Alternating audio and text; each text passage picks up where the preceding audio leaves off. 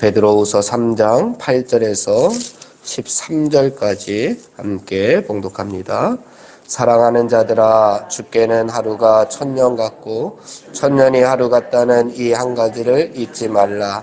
주의 약속은 어떤 이들이 더디다고 생각하는 것 같이 더딘 것이 아니라 오직 주께서는 너희를 대하여 오래 참으사 아무도 멸망하지 아니하고 다 회개하기에 이르기를 원하시느니라. 그러나 주의 날이 도둑같이 오리니 그날에는 하늘이 큰 소리로 떠나가고 물질이 뜨거운 불에 풀어지고 땅과 그 중에 있는 모든 일이 드러나리로다. 이 모든 것이 이렇게 풀어지리니 너희가 어떠한 사람이 되어야 마땅하냐. 거룩한 행실과 경건함으로 하나님의 날이 임하기를 바라보고 간절히 사모하라. 그날에 하늘이 불에 타서 풀어지고 물질이 뜨거운 불에 녹아지려니와 우리는 그의 약속대로 너희가 있는 곳이 새 하늘과 새 땅을 바라보도다. 아멘. 초대교회 당시에 많은 사람들이 예수님께서 머지않은 때에 또 심지어 자신이 죽기 전에 예수님께서 재림하실 것이다 라고 생각하고 지내고 있었습니다. 예수님께서도 말씀하시기를 이 세대가 다 지나가기 전에 이 일들이 다 이루어진다 라고 말씀을 하셨기 때문에 그렇습니다. 뿐만 아니라 당시의 로마 제국의 대대적인 박해와 핍박 가운데 또 이단들의 극성스러운 활동 등이 있었기 때문에 많은 성도들은 그리스도의 재림이 자꾸 지체되는 것처럼 생각하였고 심지어 재림이 없다고 하는 이단의 말, 또 거짓 교사들의 말에 귀가 솔깃해지기까지 했습니다. 이에 오늘 베드로는 세 가지 정도의 사실을 들면서 그것이 아니다라고 하는 것을 말씀해 주고 있습니다. 첫째는 근본적으로 하나님은 이 세상의 시간 개념과 하나님의 시간 개념은 전혀 다르다라고 하는 말로 설명해 주고 있습니다. 그것이 8절의 말씀인데요. 8절 말씀 함께 봉독합니다. 사랑하는 자들아, 주께는 하루가 천년 같고 천년이 하루 같다는 이 한 가지를 잊지 말라. 재림의 시간은 인간의 시간 개념으로는 이해할 수 있는 문제가 아닙니다. 하나님의 시간은 우리의 시간 개념과 전혀 다르기 때문에 그렇다라고 베드로는 설명해 주고 있습니다.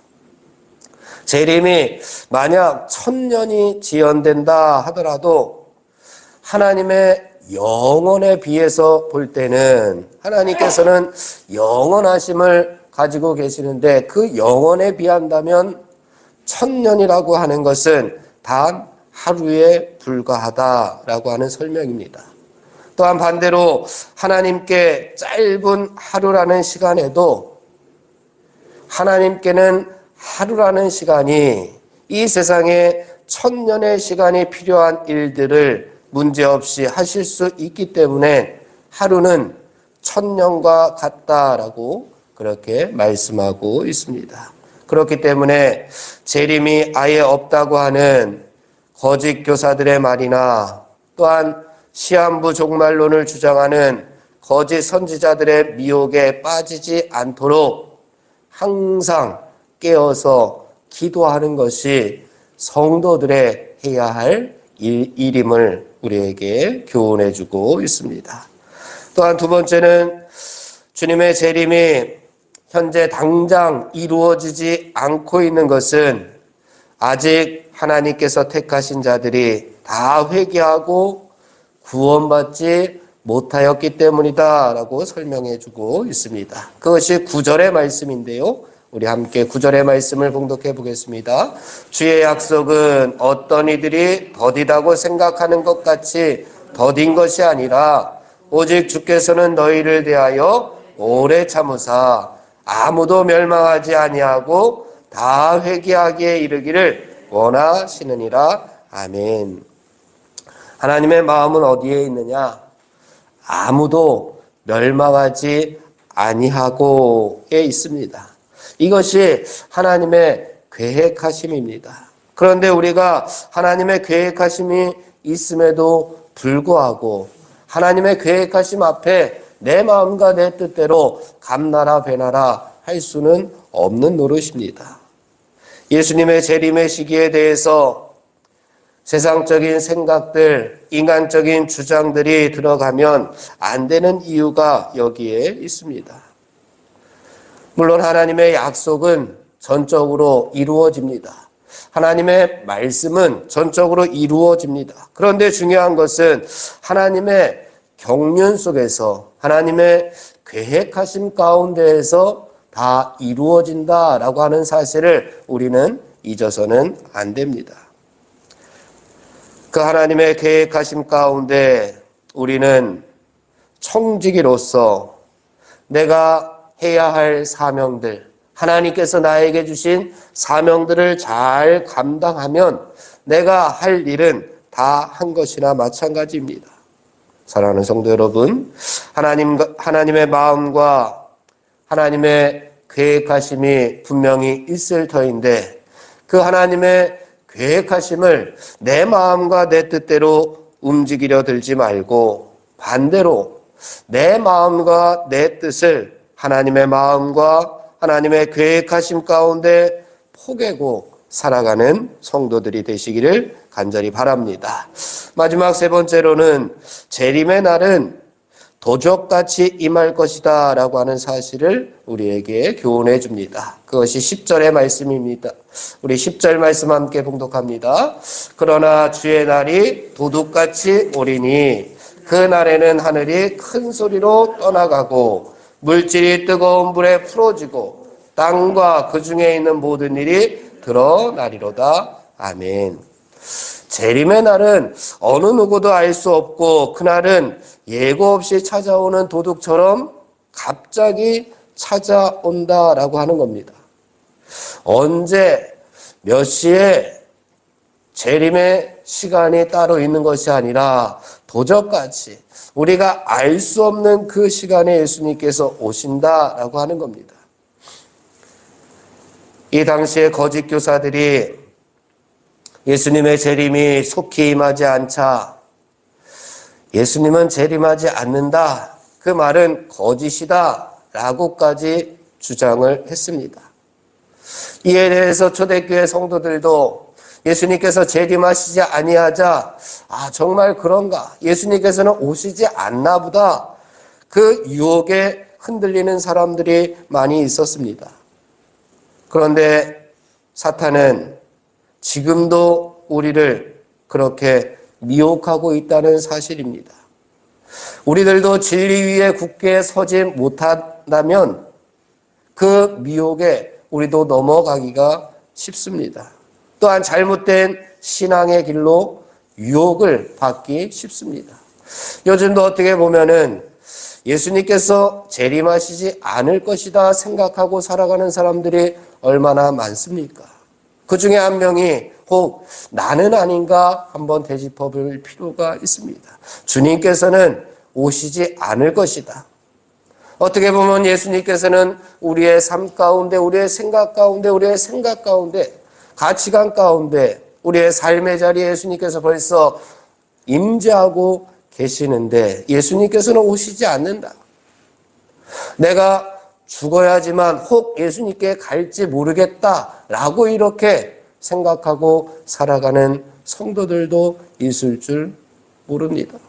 그러니 내 자신을 다시 한번 돌아보고 그러한 유혹에 흔들리지 아니하도록 하나님의 말씀, 하나님의 진리 위에 우리가 굳건하게 서야 될 줄로 믿습니다. 그러면 우리가 어떻게 해야 되겠습니까?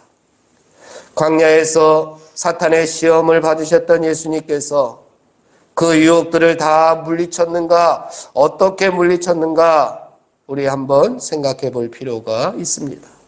예수님께서는 사탄의 유혹이 있을 때에 다 하나님의 말씀으로 물리쳤던 것을 우리가 기억합니다.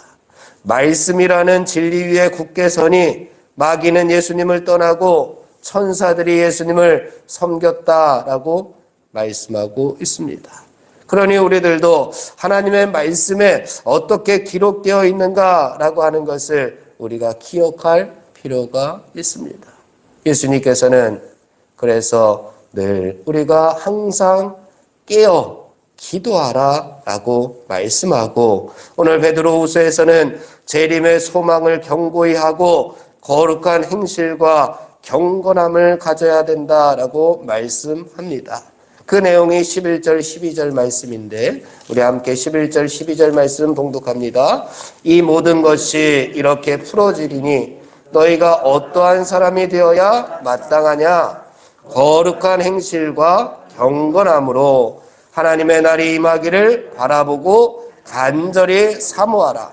그날의 하늘이 불에 타서 풀어지고 물질이 뜨거운 불에 높아지려니와. 재림을 기다리는 자세가 어떠해야 되느냐?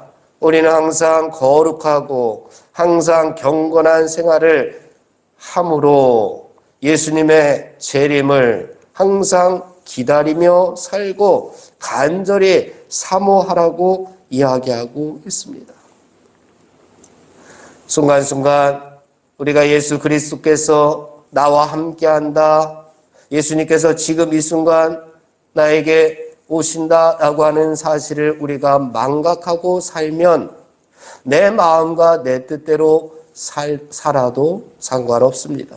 하지만 예수님께서는 분명히 다시 오마라고 우리와 약속하셨고 그것이 바로 하나님의 말씀입니다. 그렇기 때문에 우리는 그 하나님의 말씀이 이루어지기를 소망하며 살아가는 성도들이기 때문에 우리는 우리의 삶에서 항상 거룩한 행실과 경건함으로 살지 않는다면 우리의 삶의 모습은 예수님을 기다리는 간절히 사모하는 그러한 성도들의 모습은 전혀 아닐 겁니다. 그렇기 때문에 베드로는 우리가 항상 거룩한 행실과 경건함으로 하나님의 날이 임하기를 바라보고 간절히 사모하라라고 말씀하고 있습니다. 그리스도인들은 세상 사람들과 믿음으로 구분될 뿐 아니라 행실로도 하나님의 자녀에 걸맞는 모습을 계속해서 보여야 합니다. 믿음이 있다 하고 거룩한 행실과 경건한 생활이 없다면 우리는 그 믿음은 껍데기에 불과할 것입니다. 믿음과 행실이 함께 어우러져 가야 하는 것입니다. 이것이 재림을 기다리며 준비하는 성도들의 삶의 모습입니다. 그날과 그때를 알 수 없기에 우리는 하루하루를 거룩하고 경건한 모습으로 살아야 할 줄로 믿습니다. 그래야 우리는 하나님께서 약속하신 새 하늘과 새 땅을 바라보며 소망 가운데 살아갈 수가 있습니다.